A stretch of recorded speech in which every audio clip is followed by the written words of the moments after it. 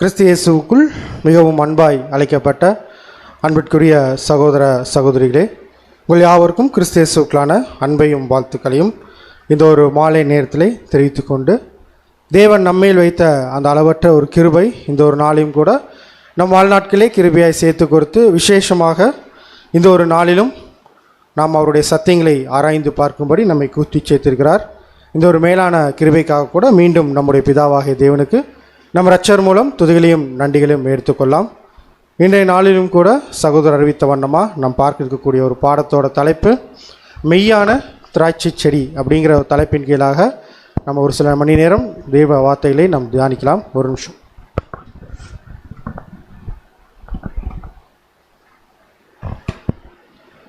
So இந்த title நமக்கு ஒன்றும் புதுசான விஷயம் இல்லை. நம்ம நிறையா முறை என்ன பண்ணிக்கிறோம்னா இந்த ஒரு காரியத்தை குறித்து, ஏன்னா மெமோரியல் சீசனில் நம்ம பார்க்கக்கூடிய அநேக பாடங்களில் இதுவும் ஒரு முக்கியமான ஒரு பாடம். இது நம்ம ஆண்டவராகிய இயேசு கிறிஸ்து அவருடைய சீஷர்களுக்கு சொல்லி கொடுத்த பாடம்னு கூட என்ன பண்ணலான்னு பார்த்தீங்கன்னா நம்ம சொல்லலாம். ஸோ இப்போ ஆண்டவராகிய இயேசு கிறிஸ்துனுடைய சூழ்நிலை அங்கே என்னவா இருக்குது இந்த விஷயத்தை பேசும்போது அப்படின்னு பார்க்கும்போது, இன்னும் கொஞ்சம் நேரத்தில் இவர் எதுக்குள்ளே போக போகிறான்னு பார்த்தீங்கன்னா, தன்னுடைய அப்பா தனக்கு நியமித்த ஒரு விஷயத்துக்குள்ளே போக போகிறார். முக்கியமாக தன்னுடைய ஜீவபலி என்ன பண்ண போகிறான்னு பார்த்தீங்கன்னா கொடுக்க போகிறார். இந்த ஒரு சமயம் ஆண்டவராகிய இயேசு கிறிஸ்து ரொம்ப எதிர்பார்த்த ஒரு சமயமாகவும் இருக்கும். அதே மாதிரி அவருக்குள்ள என்ன ஒரு விஷயம் இருக்குன்னு பார்த்தீங்கன்னா, இதை நான் என்ன பண்ணணும், சரியான விதத்தில் செய்யணும் அப்படிங்கிற ஒரு எதிர்பார்ப்பும் யாருக்குள்ளே இருக்குன்னு பார்க்கும்போது ஆண்டவராகிய இயேசு கிறிஸ்துக்குள்ளே இருந்துகிட்டே இருக்கும். ஸோ அந்த ஒரு சூழ்நிலையில் இயேசு கிறிஸ்து அநேக விஷயங்கள் இப்போ யாருக்கு சொல்லிக் கொடுக்க வேண்டியது அவசியம் அப்படின்னு பார்க்கும்போது அவருடைய சீஷர்களுக்கு சொல்லிக் கொடுக்க வேண்டியது அவசியம். சீஷர்களுக்கு நிறையா விஷயங்கள் அநேக முறை சொல்லியிருக்கிறாரு. இந்த ஒரு கட்டத்தில் வந்து பார்த்திங்கன்னா அநேக விஷயங்கள் அவங்களுக்கு சீஷர்களுக்கு வந்து பார்த்திங்கன்னா சொல்லிக் கொடுத்துருப்பார். பேதுருட்ட கூட கேட்பார், நீ என்ன பண்ண போகிற, என்னோடய ஆடுகளை மேய்ப்பாயா? அப்போ அந்த மாதிரியான காரியங்கள் இதுக்கப்புறம் இவர் மரணத்துக்குள்ளே போகிறார் அப்படிங்கிறதையும், மரணத்துக்குள்ளே போனதுக்கப்புறம் இவங்களுக்கு என்ன நடக்கும் அப்படிங்கிறதும் யாருக்கு நல்லா தெரியும் அப்படின்னா நம்ம ஆண்டவராகிய இயேசு கிறிஸ்துக்கு நல்லா தெரியும். அதையெல்லாம் அறிந்தவராய் அநேக விஷயங்கள் இவர் போகிறதுக்குள்ளே யாருக்கு சொல்லி கொடுத்துட்டு போகணும் அப்படின்னா அவருடைய சீஷர்களுக்கு சொல்லி கொடுத்துட்டு போகணும். இந்த ஒரு மைண்டும் யாருக்குள்ளே இருந்துட்டு இருக்கு அப்படின்னு பார்க்கும்போது ஆண்டவராகிய இயேசு கிறிஸ்துக்குள்ளே இருந்துட்டு இருக்கு. ஒரு பக்கம் தான் செய்ய போகிற ஒரு விஷயம், இந்த உலகத்திற்கே என்ன கொடுக்க போகுது அப்படின்னா பாவத்திலேருந்து விடுதலை, அந்த ஒரு விஷயம் அவர் மைண்டில் ஓடிட்டு இருக்கும். பேரலாக யாருடைய விஷயம் ஓடிட்டுன்னு பார்த்தீங்கன்னா, இப்போ யாருடையவர்கள் அப்படின்னா இவங்க தம்முடையவர்கள் தானே, தேவன் இவங்களுக்கு கொடுத்தவங்க தானே. இவங்களும் என்ன பண்ணணும்னா இதுக்கப்புறம் அவங்க ஊழியத்தை சரியாக செய்யணும். அப்போ அதற்குரிய விஷயமும் யாருக்கு சொல்லிக் கொடுக்க வேண்டியது யாருடைய பொறுப்பு அப்படின்னு பார்க்கும்போது ஆண்டவராகிய இயேசு கிறிஸ்துவின் பொறுப்பு. அந்த மாதிரி என்ன ஒரு விஷயத்துக்குள்ளே இவங்க அடுகமாக போகணும், எந்த மாதிரியான காரியங்கள் அவங்களுக்கு முக்கியத்துவம் வாய்ந்தது அப்படிங்கிறத ஆண்டவராகிய இயேசு கிறிஸ்து தன்னுடைய சீஷர்களுக்கு கடைசியாக சொன்ன விஷயம் எதுன்னு பார்க்குறோம்னா இந்த ஒரு மெய்யான திராட்சை செடி அப்படிங்கிற ஒரு ஊமையினை கூட என்ன பண்ணலான்னு பார்த்தீங்கன்னா நம்ம பார்க்குறோம். ஸோ இந்த ஒரு சூழ்நிலைக்குள்ளே போகிறதுக்கு முன்னாடி எங்கேருந்து இவங்க கிளம்புறாங்க அப்படின்னு பார்க்குறோம்னா மேல் வீட்டு அறை. இந்த மேல் வீட்டு அறையில் அவங்க நிறைய விஷயங்கள் என்ன பண்ணுறாங்கன்னு பார்த்தீங்கன்னா புதுசாக அங்கே இருக்கும். யாருக்கு அப்படின்னா அவருடைய சீஷர்களுக்கு. ஏன்னா இப்போ புதுசாக ஒரு விஷயத்தை யார் இப்போ சொல்லி கொடுத்துட்டுருக்குறாங்க அப்படின்னு பார்க்கும்போது ஆண்டவராகிய இயேசு கிறிஸ்து என்ன பண்ணிக்கிறாருன்னா சொல்லி கொடுத்துட்டுருக்கிறார். இத்தனை நாள் அவங்க என்ன விஷயத்த பண்ணிட்டு இருந்தாங்கன்னா பஸ்கா அப்படிங்கிற ஒரு விஷயத்துக்குள்ளே இருந்துட்டு இருந்தாங்க. இப்போ இவங்களுக்கு என்ன பண்ணுறாருன்னா ஒரு புதிய முறைமை என்ன பண்ண போகிறாரு, கற்றுக் கொடுக்க போகிறாரு. கற்றுக் கொடுக்குற விஷயம் எங்கே நடக்குது அப்படின்னு பார்க்கும்போது இந்த மேல் வீட்டு அறையில் தான் என்ன பண்ணுதுன்னு பார்த்தீங்கன்னா நடக்குது. ரொம்ப முக்கியமாக இந்த விஷயத்தை அவர் கற்றுக் கொடுக்கும்போது 11 பேர் இல்லை, எத்தனை பேர் இருந்தாங்க, 12 பேர் இருக்கிறாங்க. 12 பேரும் இருக்காங்க. 12 பேரும் இருந்து என்ன விஷயத்த பண்ணுறாங்கன்னு பார்த்தீங்கன்னா அந்த நினைவு கூறுதல் கடைப்பிடிக்கிறாங்க. அதில் யார் கொடுக்குற அப்பத்தையும் சாப்பிட்றாங்கன்னா ஆண்டவராகிய இயேசு கிறிஸ்து கொடுக்குற அப்பத்தையும் சாப்பிட்றாங்க. அவர் தன்னுடைய ரத்தம்னு சொல்லி கொடுக்கக்கூடிய அந்த திராட்சை ரசத்தையும் என்ன பண்ணுறாங்கன்னு பார்த்தீங்கன்னா குடிக்கிறாங்க. இதில் 11 + 1 ஒருத்தர் யாருங்க, யூதாஸ். யூதாஸும் என்ன பண்ணுறாரு இருக்கிறார். ஏன் யூதாஸ் வந்து இயேசு கிறிஸ்து அவாய்ட் பண்ணியிருக்கலாம் இல்லையா? அவாய்ட் பண்ணிவிட்டு 11 பேர்த்துக்கு மட்டும் இந்த விஷயத்தை செஞ்சுருக்கலாம் இல்லையா? எப்படியும் யூதாஸ் எதுக்குள்ளே வரப்போகிறதில்ல. அந்த விஷயத்துலேருந்து என்ன பண்ண போகிறாருன்னு பார்த்தீங்கன்னா வெளியே போக போகிறார். ஏதோ ஒரு சூழ்நிலை கொடுத்து யூதாஸ் அங்கேருந்து வெளியே எடுத்துருக்கலாம். முடியுமா, முடியாதா? கண்டிப்பாக முடியும் இயேசு கிறிஸ்துனால. ஆனால் அந்த சூழ்நிலைக்குள்ளும் யார் அனுமதிக்கிறாங்க அப்படின்னு பார்க்கும்போது யூதாஸ் அனுமதிக்கிறாங்க. என்ன ஒரு காரியமாக இருக்குன்னு சொல்லி கொஞ்சம் திங்க் பண்ணால் என்ன பாயிண்ட் தோணுது நமக்கு?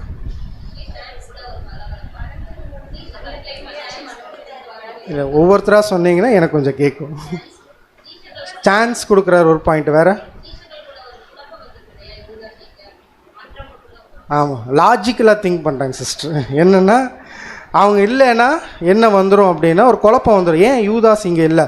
இப்போ புதுசாக ஒரு விஷயத்த சொல்லி கொடுக்குறாரு, தன்னுடைய மாம்சங்கிறாரு, ரத்தங்கிறாரு. இவர் யூதாஸ் இல்லை அப்படின்னு பார்க்கும்போது அவங்களுக்கு ஏன் இவரை மட்டும் தள்ளி வைக்கிறாரு அப்படிங்கிற ஒரு கேள்வி கூட என்ன இருக்கும் பார்த்தீங்கன்னா பயங்கரமாக யோசிச்சுருக்குறாங்க. நான் யோசிக்கல. ஓகே, வேறு அன்பு வேறு ஏதாச்சும் இருக்குமா?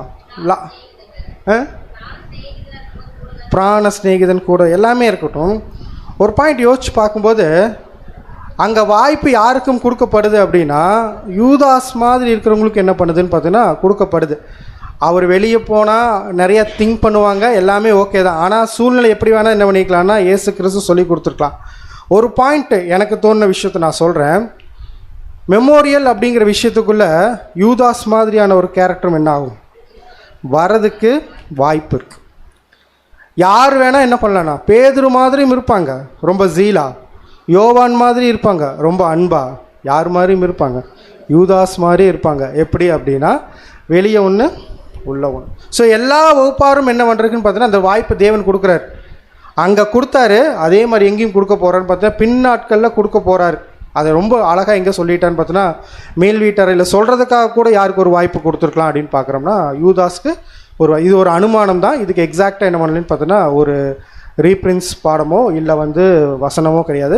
நம்மளுடைய ஒரு சுய சிந்தனையில் வரும்போது நம்ம செய்யக்கூடிய ஒரு பாயிண்ட் அப்படின்னு சொல்லி பார்க்கணும். ஸோ இது எல்லாமே இயேசு கிறிஸ்து அனுமதிச்சிட்டாரு. இப்போ யூதாசும் என்ன பண்ணுறாரு பார்த்தோன்னா அங்கேருந்து கிளம்பி போயிட்டாரு. இப்போ 11 பேர் மட்டும் எங்கே கிளம்பி போகிறாங்க அப்படின்னு பார்க்கும்போது கெத்செமனை நோக்கி ட்ராவல் பண்ணுறாங்க. ட்ராவல் பண்ணுறதுக்கு முன்னாடி இயேசு கிறிஸ்து அநேக விஷயங்கள் அவங்களுக்கு என்ன பண்ணுறாரு பார்த்தீங்கன்னா சொல்லிக் கொடுக்குறாரு. நிறைய விஷயங்கள் அவர் அங்கே அந்த ஒரு பாயிண்டில் என்ன பண்ணுறான்னு பார்த்தீங்கன்னா சொல்லி கொடுத்துட்டுருக்கிறாரு. இப்போ இந்த வீட்டிலேருந்து கிளம்புறதுக்கு முன்னாடி ஒரு இம்பார்ட்டண்ட் விஷயத்தை சொல்லிவிட்டு அப்புறமா என்ன பண்ணுவாங்கன்னு பார்த்தீங்கன்னா கிளம்புவாங்க. படிக்கலாம் பாருங்க. யோவான் 14:31. யோவான் 14:31. நான் பிதாவில் அன்பாய் இருக்கிறேன் என்றும். இப்போ இயேசு கிறிஸ்து என்ன சொல்கிறேன்னா சீஷர்கள் பார்த்து நான் யார் மேலே அன்பாக இருக்கிறேன்? என் பிதா மேலே ரொம்ப அன்பாக இருக்கிறேன். இப்போ பிதா எனக்கு என்ன விஷயத்த சொன்னாரோ அதை நான் என்ன பண்ண போகிறேன், செய்ய போகிறேன். படிங்க சிஸ்டர். பிதா எனக்கு கட்டளையிட்டபடியே செய்கிறேன் என்றும் உலகம் அறியும்படிக்கு இப்படி நடக்கும்.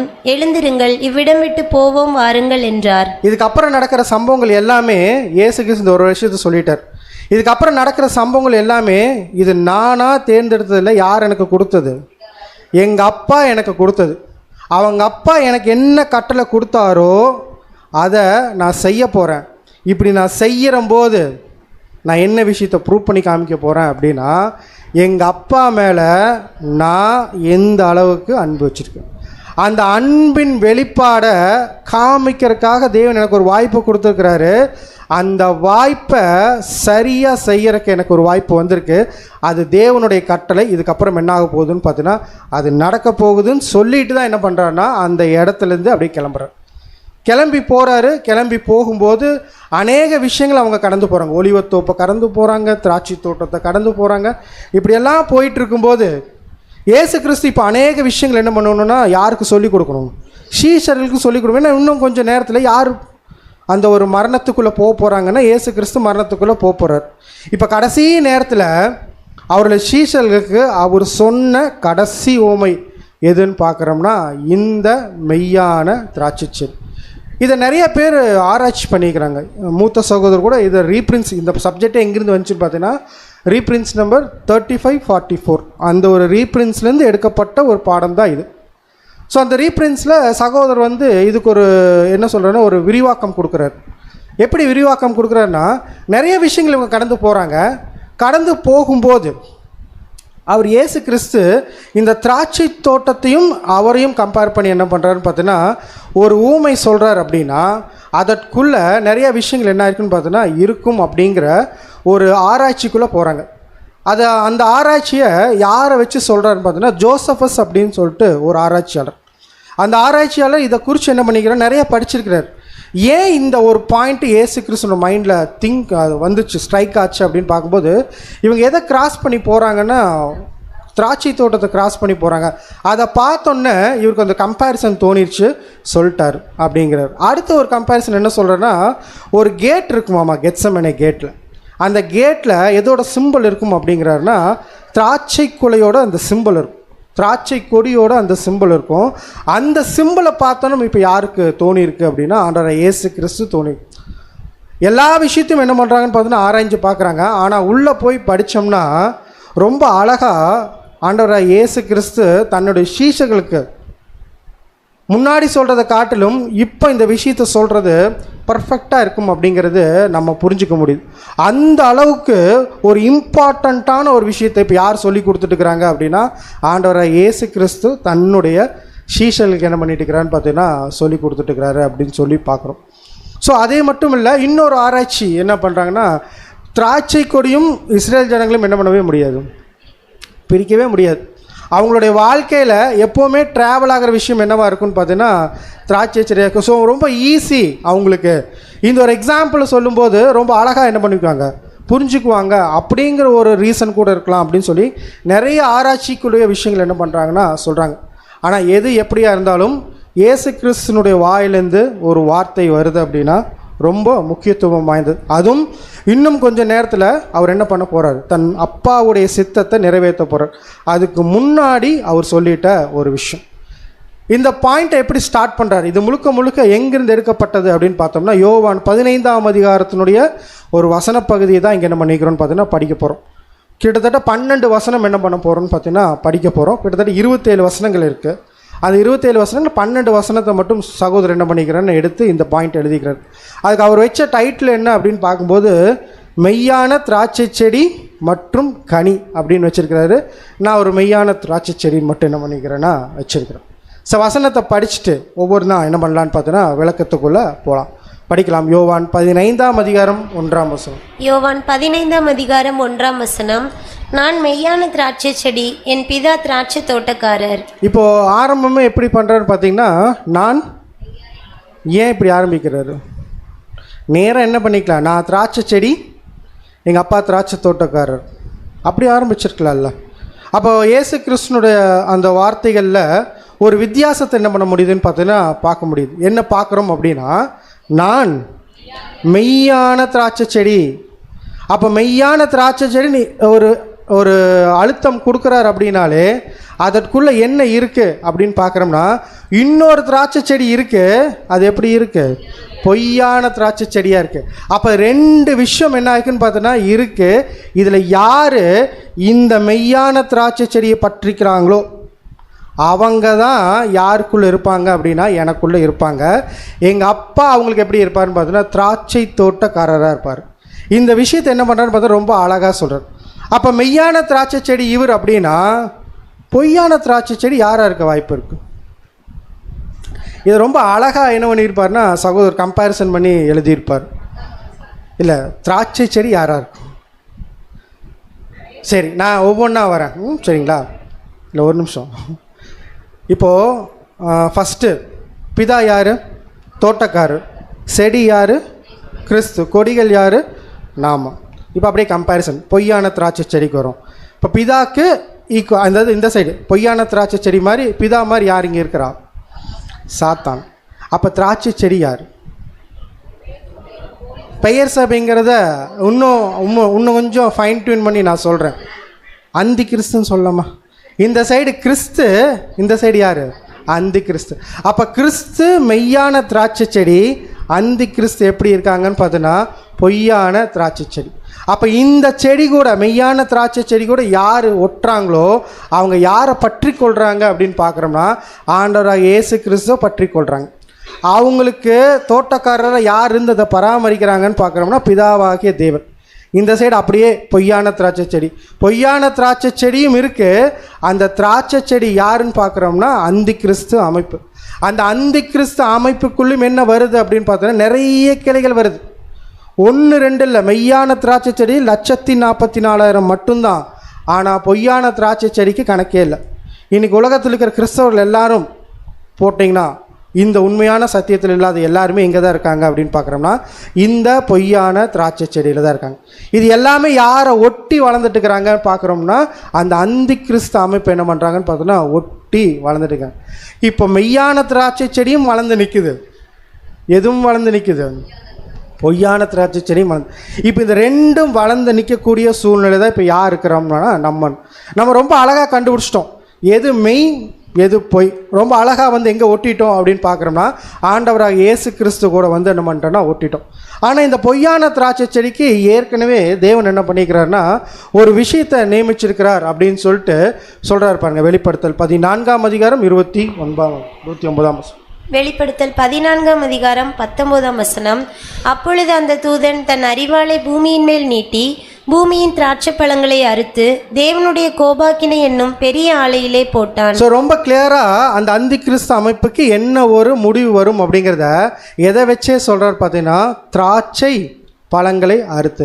அந்த திராட்சை செடி எதுக்குள்ளே போக போகுது அப்படின்னா கடைசியாக ஒரு அழிவுக்குள்ளே போக போகுது அப்படிங்கிறத முன்னாலே என்ன பண்ணுறாருன்னா தேவன் தீர்மானிச்சிட்டார் அப்படின்னு சொல்லுவாங்க. சரி, இந்த பொய்யான திராட்சை செடி இருக்குல்ல, அந்த பொய்யான திராட்சை செடியை பார்க்கறக்கு ரொம்ப அழகாக இருக்குமாம்மா.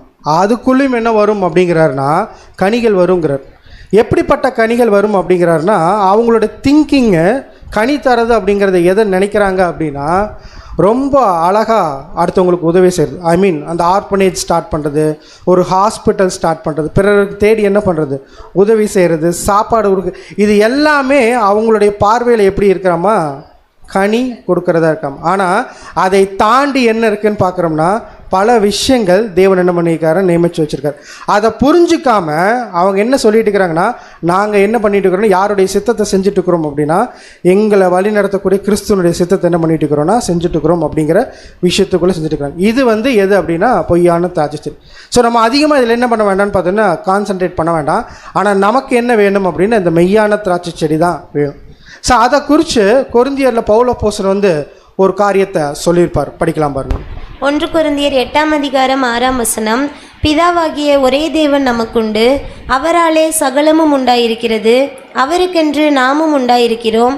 இயேசு கிறிஸ்து என்னும் ஒரே கர்த்தரும் நமக்குண்டு, அவர் மூலமாய் சகலமும் உண்டாயிருக்கிறது, அவர் மூலமாய் நாமும் உண்டாயிருக்கிறோம். ரொம்ப கிளியரா அந்த 3 பேத்துக்கு இருக்கக்கூடிய அந்த ரிலேஷன்ஷிப்பை இப்போ யார் சொல்லிட்டு இருக்கிறாருன்னா பவுல் அப்போஸ்தலன் ரொம்ப கிளியராக சொல்லிட்டு இருக்கிறார்.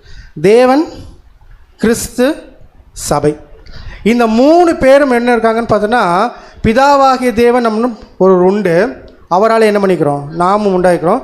கிறிஸ்துன்னு ஒருத்தர் இருக்கிறாரு, அவர் மூலியமாக என்ன பண்ணிக்கிறோம் நாமும் உண்டாயிருக்கிறோம் அப்படின்னு சொல்லிட்டு இந்த 3 பேத்துக்குள்ளேயும் ஒரு ரிலேஷன்ஷிப் என்ன பண்ணுறான்னு பார்த்தா ரொம்ப அழகாக இப்போ யார் சொல்லி கொடுத்துட்டு இருக்கிறாங்கன்னு பார்த்தோன்னா பவுல் அப்போஸ்தலன் சொல்லி கொடுத்து. இப்போ இயேசு கிறிஸ்து ஆரம்பித்தார். எப்படி ஆரம்பித்தார்னா நான் மெய்யான திராட்சை செடி.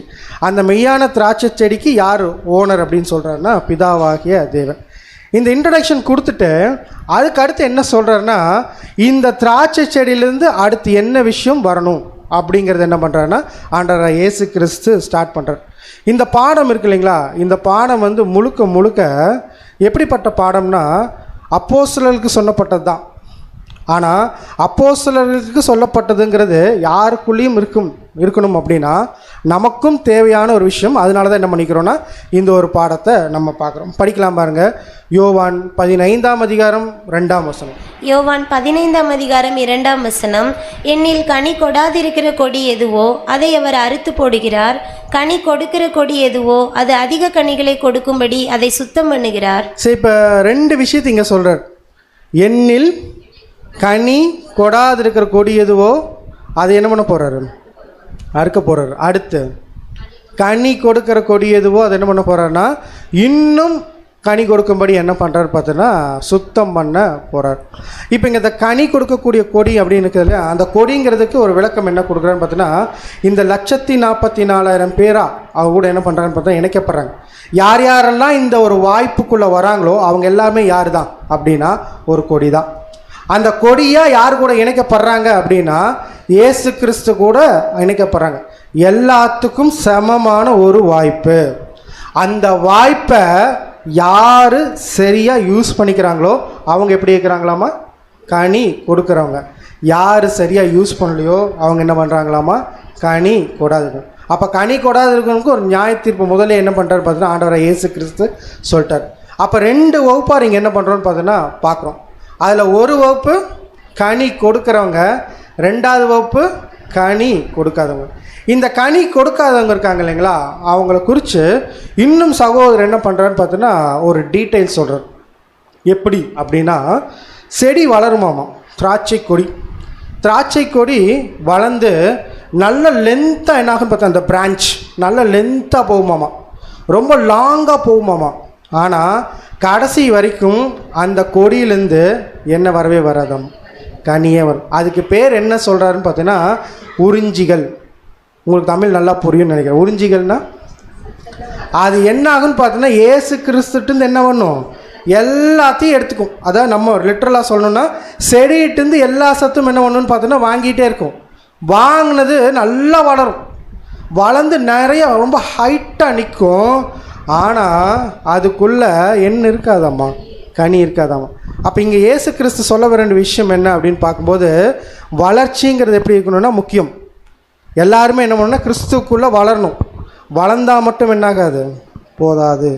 அதற்கு ஏற்ற ஒரு கனி என்னாகணும்னு பார்த்தோன்னா இருக்கணும். கனி கொடுக்கல அப்படின்னா ரொம்ப அழகாக சொல்லிட்டார், என்ன பண்ணிடுவார், வெட்டி போட்டுருவேன் அப்படிங்கிறார்.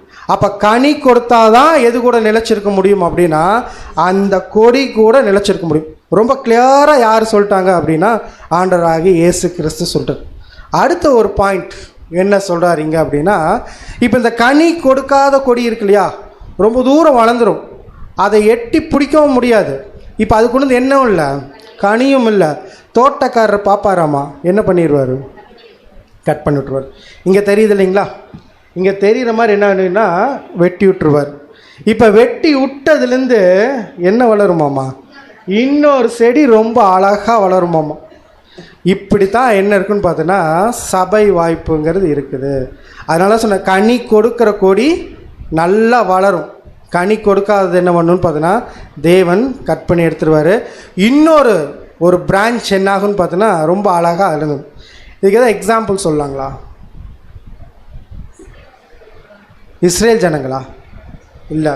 இன்னும் நம்மளா? இல்லை. இயேசு கிறிஸ்து வாழ்ந்த காலத்துலேயே அப்படி ஒரு எக்ஸாம்பிள் இருந்துச்சு. யூதாஸ், அவரும் எந்த வாய்ப்புக்காக அழைக்கப்பட்ட அப்போஸ்தலர் அப்படிங்கிற அந்த வாய்ப்பு இது யாராச்சும் கிடைக்குமா? 12 பேர். யாருடைய ஒரு நேம சொல்கிறதுக்குன்னு பார்த்தீங்கன்னா தேவனுடைய நேம சொல்கிறதுக்கு, கிறிஸ்துடைய நேம இந்த வாய்ப்பு தேவன் அநேகர் கொடுக்கல. கொடுக்காம யார் கொடுக்குறாருன்னா 12 பேர்த்துக்கு மட்டும் கொடுக்குறாரு. அந்த 12 பேர்த்துலேருந்து ஒரு கொடி என்ன பட்டுச்சு, கட் பண்ணி போயிடுச்சு. இப்போ இந்த கட் பண்ணனொன்னே இன்னொரு கொடி வளர்ந்துச்சு. யாரு? அப்போஸ்தலனாகிய பவுல். அவர்கிட்ட கனி இல்லை அப்படின்னு யாராச்சும் சொல்ல முடியுமா? வாய்ப்பே இல்லை. எப்படிப்பட்ட கனி கொடுக்கணும் அப்படிங்கிறத யாரை பார்த்து கற்றுக்கணும் அப்படின்னா பவுலப்போஸ்தலனை பார்த்து கற்றுக்கணும். அவர் ரொம்ப அழகாக சொல்லுவார் ஒரு இடத்துல, நான் கிறிஸ்துவை ஃபாலோ பண்ணுற மாதிரி நீங்கள் என்ன பண்ணுங்க, என்ன ஃபாலோ பண்ணுங்கன்னு சொல்கிற அளவுக்கு தைரியம் யாருக்கு மட்டும்தான் இருக்கும் அப்படின்னா பவுலப்போஸ்தலனுக்கு மட்டும்தான் இருக்கும். ஏன்னா அந்தளவுக்கு டெடிக்கேஷன் யார் காமிச்சிருக்காங்கன்னா பவுலப்போஸ்தலன் காமிச்சிருக்கார். பவுலப்போஸ்தலன் இந்த வாய்ப்புக்குள்ளே வர்றதுக்கு முன்னாடி இப்படி கனி கொடுப்பாருன்னு யாராச்சும் சொல்லியிருப்பாங்களா? கண்டிப்பாக என்ன பண்ண முடியும்னு சொல்ல முடியாது. ஆனால் உள்ளே வந்தார். அந்த கனி மாதிரி இப்போ நம்ம கனி கொடுக்கணும்னு ஒரு எக்ஸாம்பிள் லைஃப் எப்படி இயேசு கிறிஸ்து வாழ்ந்தாரோ, இயேசு கிறிஸ்துவோட மாதிரி பார்க்குறோமோ அதே மாதிரி யாருடைய மாதிரி இப்போ பார்க்க வேண்டியது அவசியம்னு பார்க்குறோம்னா பவுலப்போஸ்தலனுடைய மாதிரி. ஏன்னா அந்தளவுக்கு டெடிக்கேஷன் யாருக்குள்ளே இருந்துச்சு அப்படின்னு பார்க்குறோம்னா பவுலப்போஸ்தலனுக்குள்ள இருந்துச்சு. இதுக்கு நம்முடைய மூத்த சகோதரர் ஒரு சின்ன விளக்கம் கொடுக்குறாரு, அதை படிச்சிடலாம். நாம் அதிகமான கனி கொடுக்கத்தக்கதாகவும் நாம் கொடுக்கின்ற கனிகள் அவருக்கு மிகவும் பிரியமாகவும் பெரிய கனியாகவும் நல்ல கனியாகவும் விலையேறப்பெற்ற கனியாகவும் மனதிற்கினிய கனியாகவும் இருக்கத்தக்கதாகவும் நமக்கு தோட்டக்காரரின் பராமரிப்பு அவசியமாய் இருக்கின்றது. கர்த்தருடைய கிள்ளி விடுதலின் முறைகளை அனைத்து கொடிகளும் புரிந்து கொள்ள வேண்டும். இல்லையேல் கொடிகள் சோர்வடைந்து வாடி வதங்கி சரியான கனிகளை கொடுக்க தவறிவிடும். எப்படி கனி கொடுக்காத கொடி எதுவோ அறுத்து போடுவேன்னு சொன்னாரோ அதே மாதிரி ஆப்போசிட் இந்த சைடு வர கனி கொடுக்குற கொடி என்ன பண்ணுவாராம்மா, ட்ரூன் பண்ணுவார். அது ப்ராசஸுக்கு பேர் ட்ரூனிங். அது என்ன பண்ணுவாராம்மா, ட்ரூன் பண்ணி விடணும். அப்படி ட்ரூன் பண்ணி விட்டாதான் என்ன பண்ண முடியும் அந்த கொடினால் அப்படின்னா இன்னும் அதிகமான கனிகள் என்ன பண்ண முடியும், கொடுக்க முடியும். அப்போ அந்த தேவையற்றதெல்லாம் தான் என்ன பண்ணணும்னா ரிமூவ் பண்ணும். அந்த ரிமூவ் பண்ணுற ப்ராசஸ்ஸு இப்போ யாரே செய்கிறாங்க அப்படின்னா தோட்டக்காரர் செய்கிறாங்க. அப்போ நமக்குள்ளே இந்த ஒரு அழைப்புக்குள்ளே வந்த உடனே நமக்குள்ளே தேவையற்றதும் இருக்கும், தேவையானதும் இருக்கும். இப்போ தேவையானது என்ன பண்ணணும்னா வளரணும், தேவையற்றது என்ன பண்ணணும், எடுத்து போடணும். அப்போ எடுத்து போடுறத நம்ம என்ன பண்ணிடக்கூடாது அப்படின்னு சொல்கிறாருன்னா, அதை தப்பாக அண்டர்ஸ்டாண்ட் பண்ணிடக்கூடாது. இப்போ இது யாருக்கு லிட்ரலாக அதிகமாக நடந்துச்சு அப்படின்னு பார்க்குறோம்னா, அவருடைய முதல் கொடிகள் யாருங்க? 12 அப்போஸ்தலர். 12 அப்போஸ்தலருக்கு எல்லாத்தையும் கொடுத்தார், எல்லா விஷயத்தையும் சொல்லி கொடுத்தாரு. கடைசியாக அவங்ககிட்ட அந்த ஒரு வாழ்க்கை வாழும்போது அவங்ககிட்ட என்னென்ன விஷயம் இருக்கோ தேவையற்றதை அப்படியே கொஞ்சம் கொஞ்சமாக என்ன பண்ணார் பார்த்தீங்கன்னா ட்ரூன் பண்ணி ரிமூவ் பண்ணிகிட்டே இருந்தார். அவங்களுடைய வாழ்க்கை அதனால தான் எப்படிப்பட்ட ஒரு வாழ்க்கையாக இருந்துச்சுன்னா, ஒரு போராட்டம் நிறைந்த வாழ்க்கை. இப்போ யாரை குறித்து இவங்க பிரசங்கம் பண்ணணும் அப்படின்னா, ஆண்டவரை இயேசு கிறிஸ்து குறித்து என்ன பண்ணணும், பிரசங்கம் பண்ணணும்.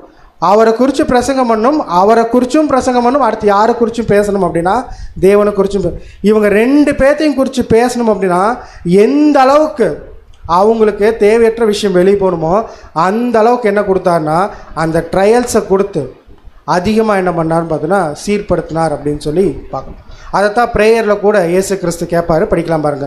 யோவான் 17:12. யோவான் 17:12. நான் அவர்களுடனே கூட உலகத்தில் இருக்கையில் அவர்களை உம்முடைய நாமத்தினாலே காத்து கொண்டேன். நீர் எனக்கு தந்தவர்களை காத்து கொண்டு வந்தேன். வேத வாக்கியம் நிறைவேறத்தக்கதாக கேட்டின் மகன் கெட்டு போனானே அல்லாமல் அவர்களில் ஒருவனும் கெட்டு போகவில்லை. ஸோ ரொம்ப கிளியராக என்ன விஷயம் சொல்கிறேன்னா, நான் உலகத்தில் இருக்கும்போது என்ன பண்ணேன், உம்முடைய நாமத்தினால என்ன பண்ணிட்டுனா அவங்கள காத்துக்கிட்டேன். இதுக்கப்புறம் என்ன பண்ண போகிறாங்கன்னா அவங்களுக்குரிய வாழ்க்கையை வாழ போகிறாங்க. அந்த வாழ்க்கைக்கு தேவையான எல்லா விஷயத்தையும் கொடுங்கங்கிறாரு. அடுத்த கடைசியை எப்படி ஒரு பாயிண்ட் முடிக்கிறாருன்னா, யூதாஸ் மட்டும் கெட்டு போனானே தவிர மிச்சம் யாரும் என்ன பண்ணல, அந்த ஒரு வாய்ப்புக்குள்ளே போகலை. இவங்களுக்கு அப்புறம் நிறையா விஷயங்கள் இருக்குது, அதுக்கு நீங்கள் என்ன பண்ணுங்கன்னா உதவி பண்ணுங்க அப்படிங்கிற விஷயத்த கூட யார் இப்போ சொல்லி முடிக்கிறாங்கன்னா ஆண்டவராகிய இயேசு கிறிஸ்து சொல்லி முடியும். அப்போ ஃபஸ்ட்டு எப்படி ஆரம்பித்தார்னா தன்னை குறித்து ஆரம்பித்தார். நான் மெய்யான திராட்சை செடி. இந்த திராட்சை செடி கூட நீங்கள் எப்படி இருக்கீங்க அப்படின்னா கொடிகள். இந்த கொடிகள் என்ன பண்ணணும், கனி கொடுக்கணும். கனி கொடுக்குற கொடி இருக்கும், கனி கொடுக்காத கொடி எடுத்து போடும். அப்போ கனி கொடுக்குற கொடியை லைட்டாக என்ன பண்ணுவார்னு பார்த்தீங்கன்னா ட்ரூன் பண்ணுவார். ட்ரூன் பண்ணால் இன்னும் அதிகமாக என்ன பண்ணணும்னு பார்த்தீங்கன்னா கனி கொடுக்கும் அப்படிங்கிற விஷயத்த சொல்லிட்டார். அடுத்த ஒரு விஷயத்துக்குள்ளே போகிறார். படிக்கலாம். யோவான் 15:3. நான் உங்களுக்கு சொன்ன உபதேசத்தினாலே நீங்கள் இப்பொழுதே சுத்தமாய் இருக்கிறீர்கள். இது எப்படி புரிஞ்சுக்கலாம்? இயேசு கிறிஸ்து இப்போ கனி கொடுக்கறத பற்றி பேசிக்கிட்டே வந்தார்.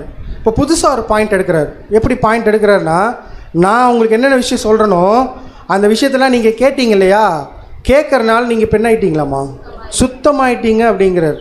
இது எப்படி புரிஞ்சுக்கலாம்? நீங்கள் கொஞ்சம் எனக்கு ஹெல்ப் பண்ணிங்கன்னா நல்லாயிருக்கும். கனி கொடுக்கறதுக்கு ஆயத்தமாக இருக்காங்க. வேறு இன்னும் கொஞ்சம் ஃபைன் டியூன் தேவனுடைய திட்டத்தோடு அப்படியே கொஞ்சம் மேட்ச் பண்ணிங்கன்னா ஈஸியாக கண்டுபிடிக்கலாம். அடுத்த வசனம் போட்டோன்னு நீங்கள் கண்டுபிடிச்சிருவீங்க. ஏன்னா வசனத்தை படிக்கிறோம் இல்லையா, இது புதுசுன்னு இல்லைன்னு முதல்ல வேறு சொல்லிட்டேன்.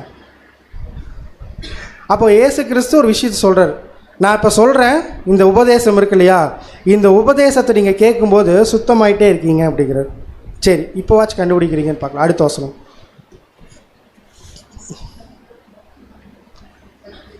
உம்முடைய சத்தியத்தினாலே அவர்களை பரிசுத்தமாக்கும், உம்முடைய வசனமே சத்தியம்.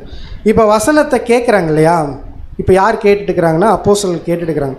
இப்போ அப்போஸ்தலர்கள் கேட்கும்போது அவங்களுக்குள்ள என்ன ஒரு பாயிண்ட் உள்ளே வருது அப்படின்னா, எது உண்மை எது பொய், எது தேவன் எதிர்பார்க்கறது எது தேவன் எதிர்பார்க்காது, இதை என்ன பண்ணுறாங்கன்னா சரியாக அண்டர்ஸ்டாண்ட் பண்ணுறாங்க. அப்போ சரியாக அண்டர்ஸ்டாண்ட் பண்ணும்போது தேவன் என்ன பண்ணிட்டு இருக்கிறாமா, அவங்களுக்கு கொஞ்சம் கொஞ்சமாக என்ன பண்ணிட்டு இருக்கிறாரு, சுத்தமாக்கிட்டு. இந்த சுத்தம் பண்ணுற ப்ராசஸ் யாருக்குள்ளேயும் நடந்துச்சு தெரியுங்களா, நமக்குள்ளேயும் நடந்துச்சு. அதுதான் ஃபஸ்ட்டு ப்ராசஸ். யார் இருக்கு? சான்டிஃபிகேஷன். சான்டிஃபிகேஷன்னா நீதிமானாக்கப்பட்ட நிலைமை. நீதிமானாக்கப்பட்ட நிலைமைக்குள்ளே வரணும் அப்படின்னா எதை வச்சு நம்ம வருவோம் அப்படின்னா, யாருடைய வசனம்? ஆண்டவராக இயேசு கிறிஸ்துனுடைய வசனம், தேவனுடைய வசனம், அப்போஸ்தலருடைய வசனம். அது மட்டும் பத்தாது, நம்ம யாரை விசுவாசிக்கிறோம் அப்படின்னு பார்க்குறோம்னா ஆண்டவராக இயேசு கிறிஸ்து. இப்போ இதே விஷயத்தை இப்போ யார் அவங்க பண்ணிட்டு இருக்கிறாங்கன்னு பார்த்தோன்னா, நிறைய பேர் இருந்தாங்க அங்கே. அநேகர் யாரை பின்பற்றுறாங்க அப்படின்னு பார்க்கும்போது ஆண்டவராக இயேசு கிறிஸ்துவை ஃபாலோ பண்ணாங்க. ஆனால் இவங்கள மாதிரி இந்த 12 பேர் மாதிரி யாரும் என்ன பண்ணலன்னு பார்த்தா நிலச்சில்லை. எல்லாரும் ஓடிட்டாங்க. ஒரே ஒருத்தர் நின்று ரொம்ப அழகாக பதில் கொடுத்தார். எப்படி கொடுத்தாருன்னா, நாங்கள் எங்கே போவோம், நித்திய ஜீவ வசனம் யார்கிட்ட இருக்கு. இப்போ அவர் என்ன சொன்னார் திரும்ப பதில் இயேசு கிறிஸ்து, இது நீ பேசலை, யார் சொன்னாங்க தெரியுமா, எங்கள் அப்பா உனக்கு சொல்லிக் கொடு. அப்போ அங்கேருந்து எங்கே ஸ்டார்ட் பண்ணிட்டார் பேதுரு அப்படின்னா, யாரை விசுவாசிக்க ஆரம்பிச்சிட்டார்னா கிறிஸ்துவ விசுவாசிக்க ஆரம்பிச்சிட்டார், தேவனை விசுவாசிக்க. இப்போ இந்த விஷயத்த அங்கே சொல்லிட்டு நீங்கள் உபதேசத்தை கேட்குறீங்க இல்லையா, இப்போ கேட்கறனால நீங்கள் என்ன பண்ணிட்டு இருக்கிறீங்கன்னு பார்த்தீங்கன்னா ஒரு ஸ்டெப் மேலே வரீங்க. அந்த நீதிமானாக்கப்பட்ட நிலைமைக்குள்ள என்ன பண்ணிட்டு இருக்கிறீங்கன்னு பார்த்தீங்கன்னா வரீங்க அப்படின்னு சொல்லிட்டு, இதன் மூலிமா நீங்கள் சுத்தமாயிட்டுக்கிறீங்கன்னு சொல்லிட்டு ரொம்ப அழகாக இந்த விஷயம் இல்லைன்னா அடுத்து தொடர்ந்து என்ன பண்ண முடியாதுன்னு பார்த்தீங்கன்னா போக முடியாது. ஒருவேளை நம்ம ஒருக்குள்ள கேள்வி கேட்கலாம், இந்த நீதிமானாக்கப்பட்ட நிலைமை இல்லாமல் யாராச்சும் கிறிஸ்துங்கிற அந்த கொடியோட போய் இணைய முடியுமா? கண்டிப்பாக என்ன முடியாது, முடியவே முடியாது. அந்த நீதிமானாக்கப்பட்ட நிலைமையை யார் கொடுக்குற வாய்ப்பு அப்படின்னு பார்க்குறோம்னா தேவன் கொடுக்குற வாய்ப்பு. ஆனால் தேவன் கொடுக்குற வாய்ப்பை எதன் மூலிமா பெற்றுக்கொள்கிறோம்னா நம்மளுடைய விசுவாசத்து மூலிமா நம்ம பார்த்தீங்கன்னா பெற்றோம். ஸோ ரொம்ப கிளியராக சொல்லிட்டாரு, கனி கொடுக்கணும். கனி கொடுக்கறதுக்கு முன்னாடி என்ன பண்ணணும்னு பார்த்தீங்கன்னா சுத்தமாகக்கூடிய விஷயம். அதுக்கு அடுத்து ஒரு பாயிண்ட் என்ன பண்ணுறாரு பார்த்தீங்கன்னா ஸ்டார்ட் பண்ணுறாரு. படிக்கலாம். யோவான் 15:4. யோவான் 15:4. என்னில் நிலைத்திருங்கள், நானும் உங்களில் நிலைத்திருப்பேன். கொடியானது திராட்சை செடியில் நிலைத்திராவிட்டால் அது தானாய் கனி கொடுக்க மாட்டாதது போல நீங்களும் என்னில் நிலைத்திராவிட்டால் கனி கொடுக்க மாட்டீர்கள். இப்போ புதுசாக ஒரு விஷயத்தை சொல்கிறார். இப்போ இத்தனை நேரம் சுத்தமாகிறது பேசினார் இல்லையா, அதுக்கப்புறம் என்ன சொல்கிறாருன்னா நீங்கள் என்ன பண்ணணும், கனி கொடுக்கணும் இல்லையா. கனி கொடுக்கணும்னு நீங்கள் என்ன பண்ணணும், ஏன் அப்போ இந்த பாயிண்ட்டை சொல்கிறாரு டைரெக்டாக. நீங்கள் என்ன பண்ணுங்கள், என்னோடய சத்தியத்தை கேளுங்க, என்னோடய வார்த்தைகளை உள்வாங்குங்க. உள்வாங்கிட்டீங்க அப்படின்னா நேராக கனி கொடுத்துடலாம் அப்படின்னு சொல்லியிருக்கலாம்ல. நீங்கள் ஏன் அவருக்குள்ளே நிலை நிற்கணும் அப்படிங்கிற விஷயத்த சொல்கிறார். ஏன் கேள்வியாக கேட்டுட்டு இருக்கிறேன்னு கேட்குறீங்களா? ஏற்கனவே வெயில் வேறு வாட்டுது, எல்லோரும் வேலைக்கு வேறு போயிட்டு வந்திருக்கோம். உங்கள் ஃபேஸ் பார்த்தா எனக்கு தெரியுது. அதனால் கொஞ்சம் கேள்வி கேட்டு உங்களுடைய பதிலை வாங்கி கொஞ்சம் நேரம் என்ன பண்ணலாம், ட்ராவல் பண்ணலாங்கிறக்கோசரம் கேள்வி கேட்குறேன். சரி, கேள்விக்கு நீங்கள் பதில் சொன்னீங்கன்னா அந்த உற்சாகம் நமக்குள்ளே கண்டிப்பாக வந்துடும். ஏன்னா மாம்ச பலவீனம் எனக்கும் இருக்குது.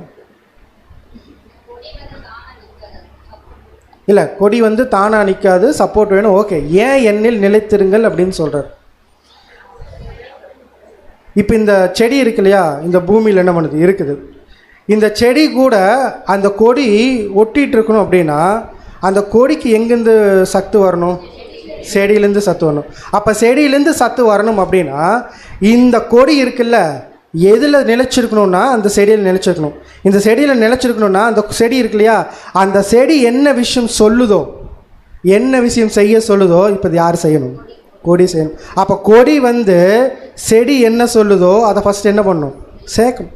அப்படி கேட்டால் மட்டும்தான் செடி எது கூட நிலைச்சிருக்க முடியும்னா கொடி கூட நிலைச்சிருக்க முடியும். சரி, நான் மாற்றி சொல்கிறேன். சரி ஓடி, நான் பிரான்ச்சுன்னு மாற்றிடுறேன். பிரான்ச்சு எது கூட நிலைச்சிருக்க முடியும் அப்படின்னா செடி கூட நிலைச்சிருக்க முடியும். அப்படி இல்லை அப்படின்னா அது என்ன ஆகாதுன்னு பார்த்தீங்கன்னா நிலைச்சிருக்காது. அதாவது ரொம்ப சொல்லியே சொல்லிட்டேன், நீங்கள் கனி கொடுக்கணும் தான்.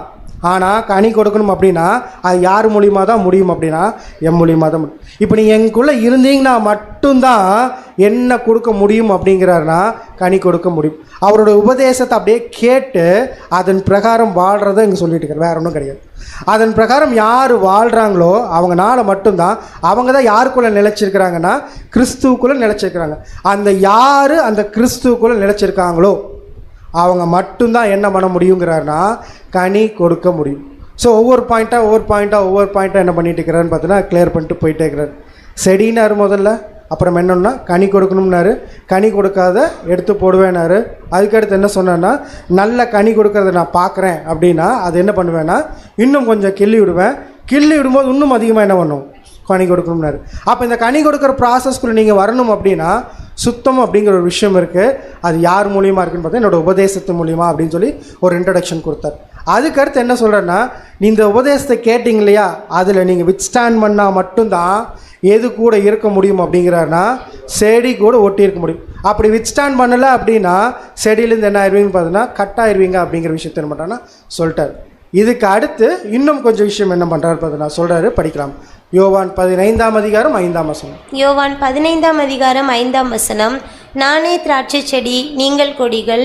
ஒருவன் என்னிலும் நான் அவனிலும் நிலைத்திருந்தால் அவன் மிகுந்த கனிகளை கொடுப்பான். என்னை அல்லாமல் உங்களால் ஒன்றும் செய்யக்கூடாது. சரி, உங்கள்கிட்ட ஒரு கேள்வியோட கூட திரும்பமா ஸ்டார்ட் பண்ணுறேன். இயேசு கிறிஸ்து இந்த ஊமையா அந்த ஊழியத்தினுடைய துவக்கத்திலே சொல்லியிருக்கலாம்ல, ஏன் இந்த கடைசி பாயிண்டில் சொல்கிறாரு?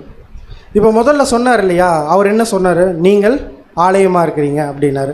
அதேமாதிரி நிறைய ஊமைகள் சொல்கிறார்ல, மீன் பிடிக்கிற ஊமை. இது எல்லாமே எதுக்கு சொன்னார்னா, இவங்களுக்கு அப்புறம் இவங்க செய்யக்கூடிய அந்த ஊழியத்துக்கு என்ன பண்ணான்னு பார்த்தீங்கன்னா சொன்னார். இப்போ இந்த ஊமை யாருக்காக சொல்லிட்டு இருக்கிறோம்? அவங்களுக்காக சொல்லிட்டு. இதில் எங்கேயாச்சும் இஸ்ரேல் ஜனங்கள் வராங்களா? இல்லவே இல்லை. இதில் யார் மட்டும் ரிலேட்டட் தெரியுங்களா? தேவன், கிறிஸ்து, சபை. இந்த 3 மட்டும் ரிலேட்டட். இந்த 3ம் ரிலேட்டடு கடைசியாக சொல்கிறார் அப்படின்னா, எல்லா விஷயத்தை காட்டிலும் எதுக்கு ரொம்ப முக்கியத்துவம் இருக்குது அப்படின்னா, இந்த ஒரு விஷயத்துக்கு என்ன இருக்குதுன்னு பார்த்தோன்னா முக்கியத்துவம் இருக்குது. அதனால தான் நம்ம எப்போ இந்த பாடத்தை பார்க்குறோம்னா, அவருடைய நினைவு கூறுதல் அப்போ என்ன பண்ணுறோன்னு பார்த்தோன்னா இந்த பாடத்தை பார்க்கணும். அப்போ ரொம்ப கிளியராக சொல்லிட்டா, திரும்பவும் என்ன சொல்லணும்னா, நான் திராட்சை செடி, நீங்கள் கொடிகள். ஒருவன் என்னிலும் நான் அவனிலும் நிலைத்திருந்தால். ஏன் அவர் நிலைச்சிருக்கணும் அப்படின்னா, எப்போ இயேசு கிறிஸ்து நமக்குள்ளே நிலைச்சிருப்பார்? ரொம்ப கிளியர்.